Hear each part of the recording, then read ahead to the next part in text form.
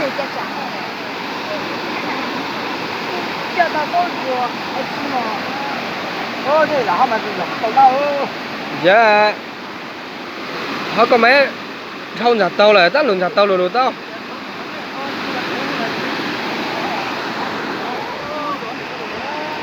Nó nát tù. Số cả tù. Nó nát tù. Ơ, nó đâu? Tàu. Lượt xuống tàu là. Tàu à? Lượt xuống tàu là. Tàu là. Ôi to. Họ cần đá lại. À, nhìn nó vào đá à? Tao mà họ cơ. Họ phải nát tù là chú nát lụa tàu là. Nó to nát à? Nhưng thì tôi nuôi nó cũng như một con. Này muốn tàu nó đây lọt kìa nó. Bây giờ một con hết là gì cơ nào? Nó làm mà quên, mà nó cũng bắt thế nó tiêu mà.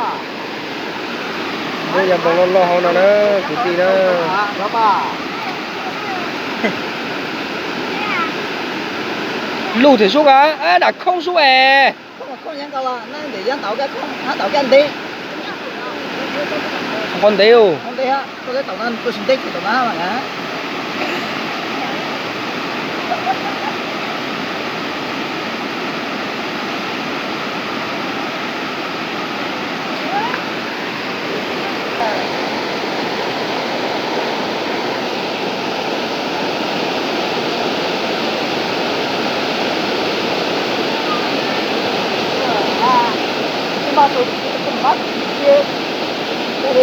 Rồi nó vậy lại cả lâu đó.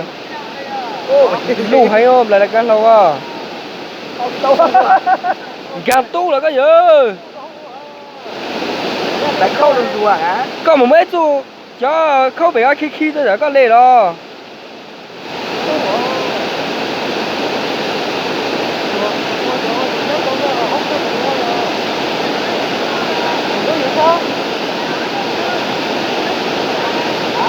Thành hả?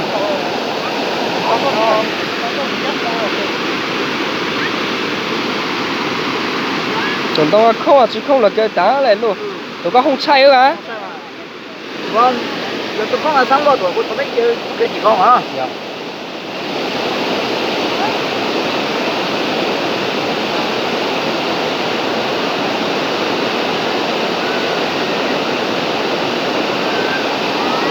Cái mà. Dạ. Ê, tụi cho là cái ra mà xuyên không tăng nó tạo nó giờ tôi giờ để tôi này hả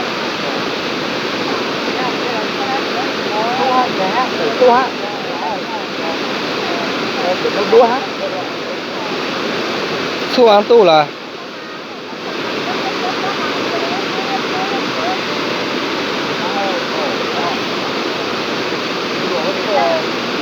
bình đó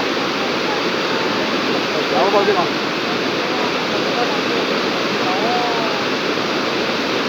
nó hút nó rồi quá rồi nhưng mà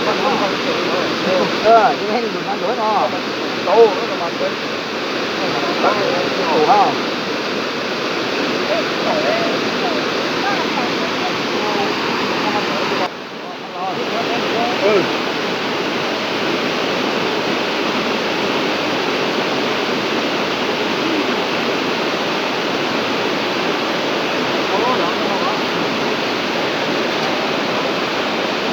我就说这本是头嘛，我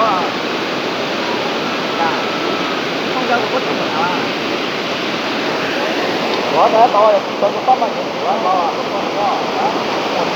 ，nhất tao số là trời. Ô, đấy, ô nó.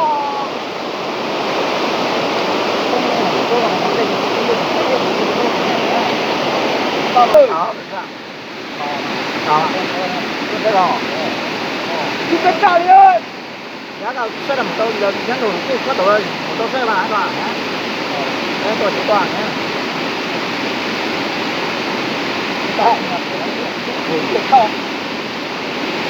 Phải có nó chỉ thay thay này.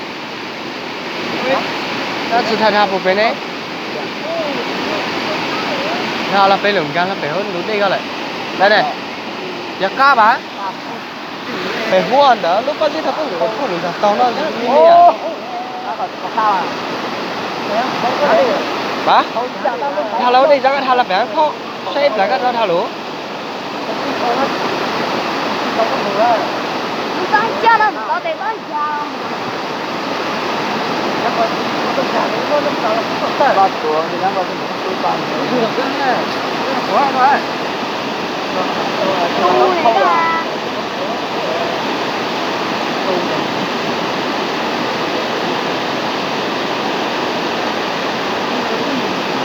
Ngon thì cứ hai anh bông phải kỹ con ấy.